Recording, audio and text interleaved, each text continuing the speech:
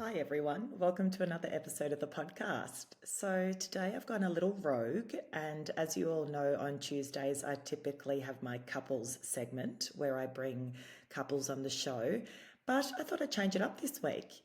I'd put out a question box on Instagram, basically saying, ask me anything, when a fair few questions came back. And so I thought I'd use the opportunity to, rather than just respond via Insta, jump on the pod and have a chat with you all. For those of you who may have just joined us, or this might be your first episode that you've listened to, this is a Parenthood Uncut episode. So essentially, I'm coming raw to your ears. Our other episode sounds a little bit more professional, but sometimes I love to jump on and connect with you all in this way. So, what I thought was, I chose 3 questions that sort of kept coming up from our audience. And I thought, you know what, let me delve into some of my tips and tricks. I'm certainly not perfect, but how I sort of tend to, I guess, combat some of these, very typical, I don't want to say issues, but, things that can creep up in our lives. So let me start with the first one. A lot of people were asking, how do you fit everything in? I had some people DMing me saying, look, by the time, for example, they might even be a stay-at-home parent, but by the time I've dropped my kid off to school or daycare, gotten home, done a couple of things, I feel like I look at the clock and it's already 2:30 and it's time to get back in the car to pick them up. And I feel like I haven't achieved half of the things I wanted to achieve. Or I had parents who are working saying, look, it's just such a struggle trying to fit everything in. I have obviously 2 jobs. I have the podcast, but I also work for a family property development and construction business. So I'm very well versed when it comes to trying to juggle it all. So I so feel you. Also with 2 young children and, trying to do self-care and all of that, it can often feel really overwhelming. So what are some of the things I have put into my schedule to sort of support me in trying to fit everything in? I guess first and foremost, I like to be organized. If I'm not organized, I feel as though it's internal chaos for me as well as external. I've suffered with anxiety for a lot of my life. I'm a recovering perfectionist, I like to say. So I'm really mindful of my mental state, because for me, as soon as things start feeling a little out of control, I can spiral quite quickly. So again, this may not work for everyone, but for me, I do things like I pack the bags for school the night before. I've got the uniforms out on the downstairs where the boys are gonna, outside of the shower. They're there for them in the morning. So basically that evening I've got all of the uniforms laid out. I literally will put their shoes at the door with socks in them, because how many times have you been scrambling looking for the pair of a sock because you have one sock but not the other and you're trying to get out the door? So that therefore I literally put the socks in the shoes. I've got, if there's tennis that morning, the next morning, I've got the tennis rackets laid out. I've got the swimming bags out if we're doing swimming. I've got, everything's there. So really in the morning, it's just about getting the kids out the door rather than trying to, wrangle everything else that we might need and look for that one sock that no one can actually find, right? So again, I do that to minimize my stress. I've got some friends who will prepare lunches the night before and put them in the fridge, and then just pull them out that morning. I mean, I guess whatever works for you. Another thing I do is I play to my strengths in that I'm a morning person, or at least I've become one over time. And so what I know that my energy is the best in the morning when it comes to actually getting certain work tasks done. So I've trained myself to wake up quite early. I wake up at 5 and I basically fall into my laptop, which is probably not that great. If I am feeling anxious for some reason, I'll often journal first and then I'll fall into my laptop. And then I'll try to tackle the most difficult task of the day. That might be, for example, a couple of emails that I want to get really right, to a sponsor for the podcast, for example. I want to really have a good think about how I'm going to craft it to be, the most, Oh, there we go. There's the stumble that I can't edit out. I want it to sound the most comprehensive, and so I'll do that right up front. Or it might be, I don't know, some of the accounting things that I have to do for my property job that I don't love doing. So guess what? I do them up front because it means I don't have to, I won't procrastinate down the track because they're already done. Those sort of things I do at the start of my day. I find that works quite well for me. I wake up so early because usually I don't know if my children will be up at 6 a.m., 6:30, but often they're not up at 5. I mean, give or take. So I know at least I've got about an hour to play with. Now, some people might be evening people. I've got a lot of friends who stay up after the children have gone to sleep, and then that's their time to shine when it comes to getting things done. And that's when they're the most creative or whatever it looks like. So obviously, you play to your strengths. I do want to say that those with very young children, my children are nearly 6 and 4.5, and for me, I've finally had an opportunity to come up for air. With very young children, it is very difficult to basically plan your day. However, because you don't know when they're going to wake up, you may not have slept all night. There's a lot of things to this. So with that, don't put pressure on yourself, obviously. But for those of us who do have a little bit more predictability in our schedule, it might just be something to think about. What is the time of day that you are at your sharpest? Can you utilize that time in the most effective way? Another thing I do as far as how do I fit it all in is during my very early morning hour, before the children have woken up, I also write down a bit of a schedule for the day. I will literally write down, between 8 and 9, it's drop off. Between 9 and 10, podcast. 10 and 11, I've got to go, do something for the property company. Whatever it looks like, I'm kind of quite deliberate, and I'll write the activities next to what I want to do each hour. Again, that might be kind of over engineering it for a lot of people, but for me, it gives me at least an idea of what I would like to accomplish within the day, and it's always top of mind. I might not my day might not even look anything like what I wrote down because things crop up. Got to get to the school, someone's sick, something happened. I've got to go, the other day my bloody car breaks down, so many things. I have my laptop that broke at one point. I just felt like, and these unpredictable things come up with the kids, with family, with work, with your item, with yourself, whatever. But I guess the point is, if I feel as though I can at least have some sort of an idea of how I'd like my day to look, it's a good starting point for me. So how do I fit it in? To essentially answer that question, hopefully a couple of those tips have helped, but I am quite deliberate Monday to Friday as to what I would like to achieve. And so I always have that top of mind for me. Another question I had was, how do you set boundaries? And I think I don't do this very well. Last week I was scrambling. I had even the last few weeks, I just feel like I'm scrambling. For example, one thing I definitely don't want to have happen again is, again, it's good hindsight, learning from these experiences. Things like, I had an interview with Beyond the Bump. They're an amazing podcast, by the way. They're one of the most listened to in the parenting charts. So for all of you out there who are into, it's two mums, into sort of the mumsy style podcast, I would absolutely point you to Beyond the Bump. They're fantastic.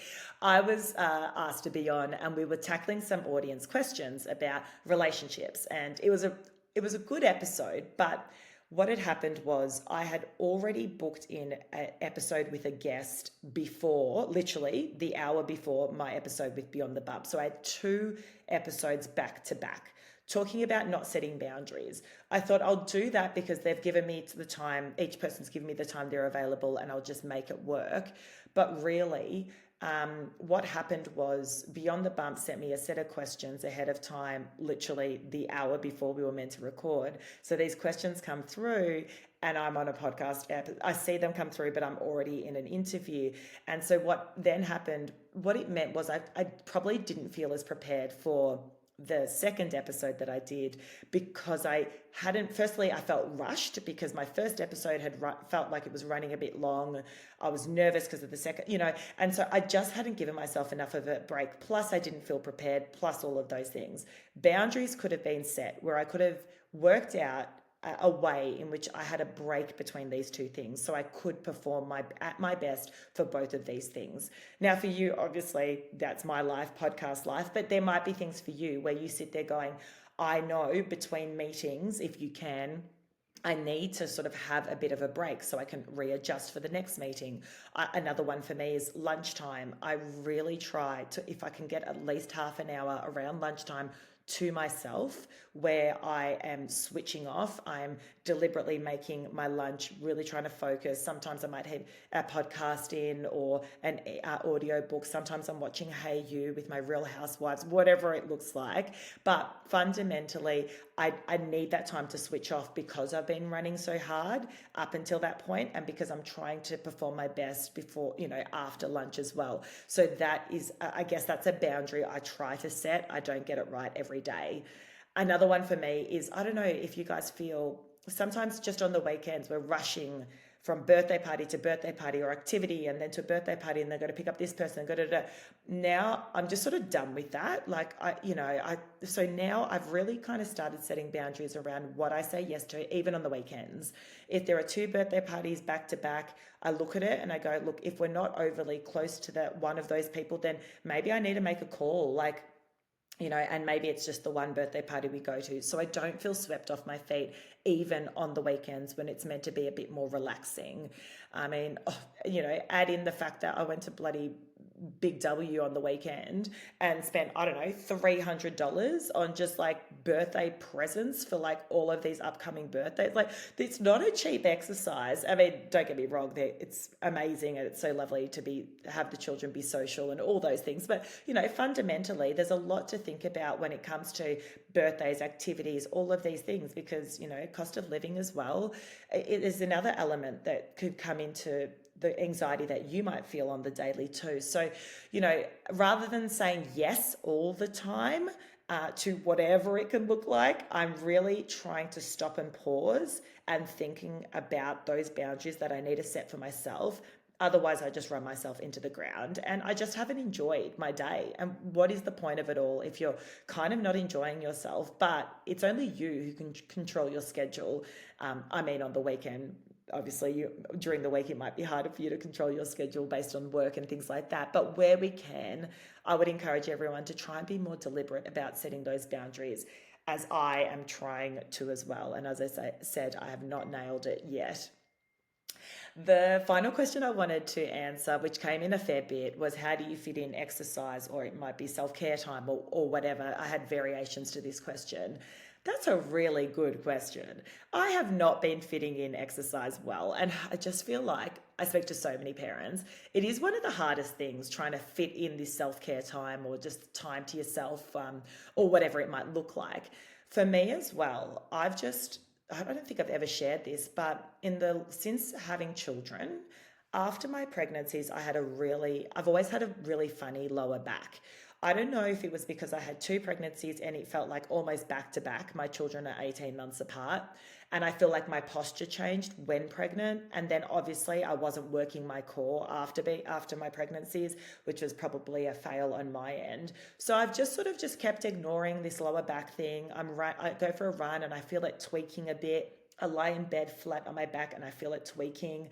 I know I've got to do something about it. I know I've got to get back into exercise and build my core muscles and build the strength even in my thighs and butt to really support that lower back. And, even down to, I've spoken to a lot of girlfriends more recently, and perimenopause is coming up a lot. So for those of you who don't know, I think it's from the age of 35 onwards, you're kind of in your perimenopause years. And it's, I guess, like pre-menopause, right? Menopause might kick in when you're 50, but the point is the years leading up to menopause are kind of the most critical years. And the way my GP explained it is, for example, for me, I've always lacked calcium. When I go for a blood test, it's always on the lower side, which is quite typical actually for people with darker coloured skin, funnily enough. Anyway, my GP is like, you need to take your calcium supplement. Have you been taking it? And I said to her, oh, yeah, my bad. No. Why don't I take it all the time? Because I feel pretty fine. Like, no biggie. Like, when there's no pain, you often just don't do the things you're meant to do. And then you wait till there is pain. And then you kind of scramble to, get on top of things. And she said, Leonie, I cannot stress this enough.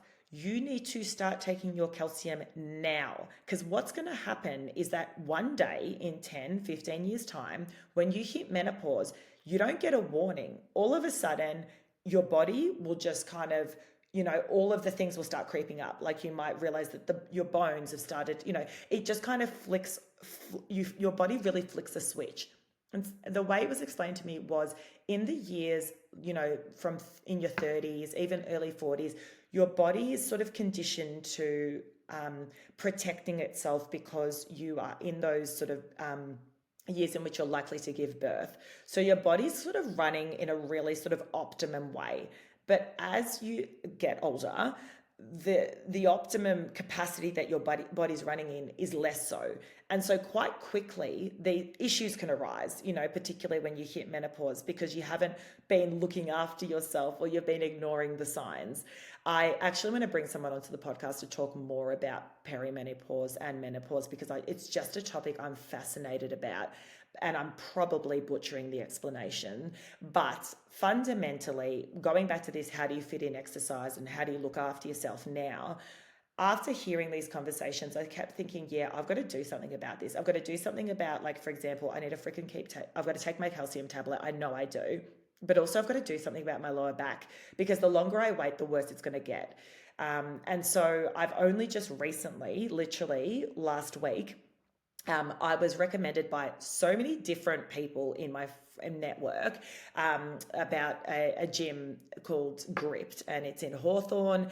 They've got one in South Yarra too. So for those of you in Melbourne who are in those areas, might be worth you looking into it as well. But I've heard really good things about one of the trainers, well, actually a lot of the trainers there are fantastic.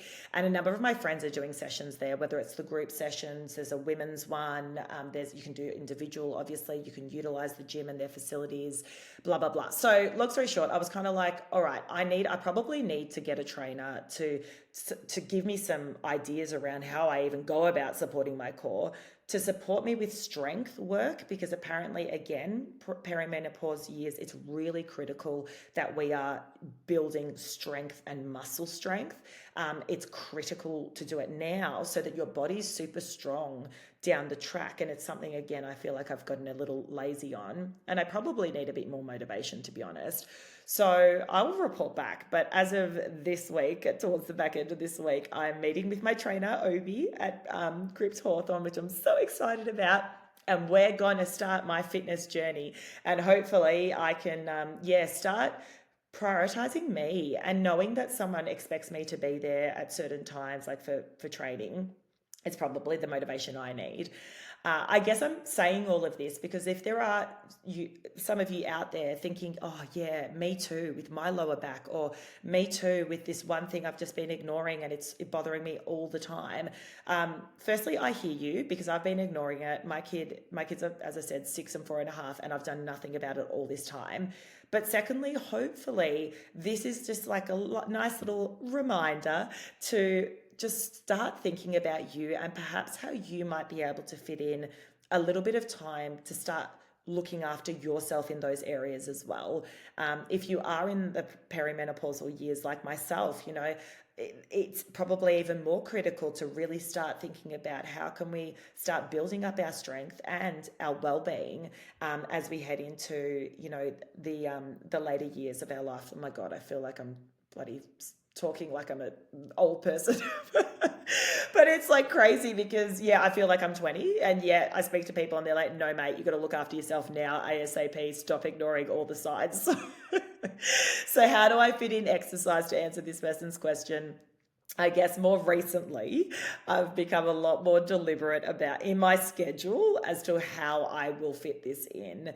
It is really tough, and I think I probably haven't been very consistent as well, because my children have been so young And up until this point, I haven't had much of a routine. So now it's probably the first time, well, this year really, because my youngest has started ELC. There's a lot more predictability in the schedule. It's not quite like daycare where they get sick every other day. I should touch wood right now. So you are able to sort of start factoring yourself in a little bit more around your work schedule if you are working, or regardless, just around your schedule in general. So hopefully that's my little pep talk to everyone listening, to hopefully start looking after yourself too. So I'm very excited, actually, to announce a little something that we are bringing tomorrow. So tomorrow we are starting a segment for the next month called The Tea. Now, I've always wanted to bring on certain people that I've interviewed or that I really gelled with, and I've wanted to bring them on again and again. And the idea came to me where I thought, you know what, I could do a mini series with some of the people I know and love. And so this is going to be our first mini series, and it is The Tea with. And as of tomorrow, it will be with Amelia Lamont. She is the midwife mama and loved by so many of the people within our community, our listeners. And if you're not following her already, please do so immediately. She's the best. And she's a very well-versed, and she's a lactation consultant. She's a sleep consultant. She's a midwife. And she's just a mum that keeps it so real. And so I think that's probably one of the reasons for her success. So every Wednesday we'll be dropping the tea with Amelia for the next 4 weeks. So that's super exciting. On Thursday, we're bringing back, obviously we've still got our one-on-one segment, and this Thursday will be Real Talk with Liv. We will be talking all things, actually it is a bit of a giggle. I had a bit of a run-in at a dry cleaner, and so I'll be telling everyone about that run-in. Liv talks road rage and all other antics. And we are also talking about how we're dealing with the current state of the world, and, you know, how the wars that are happening, the suffering that's happening around us is impacting us, and how we're trying to, I guess, look after ourselves in this climate. It's a pretty scary situation in the world, and I have so much compassion and empathy for those who are really suffering. So, but I guess, we're talking about, I guess, how all of that is impacting us, and, you know, what we're doing about it. And then obviously next Tuesday, we will be back with our usual segment, The Couples. So as I said, this season, we are roaring with episodes and content. We really wanted to ramp it up. We've got so many great people coming on the pod. So can't wait to bring you that and more. Stay tuned. For those of you who aren't already, please feel free to follow us on Instagram. We are at Parenthood Pod. And if you can, it would be amazing if you could rate us on the podcast platform that you listen to us on. As we get more ratings, it just supports us and enables us to grow and for more people to find us too. All right, guys, I'll leave it there, and we'll be back in your ears very soon. Take care.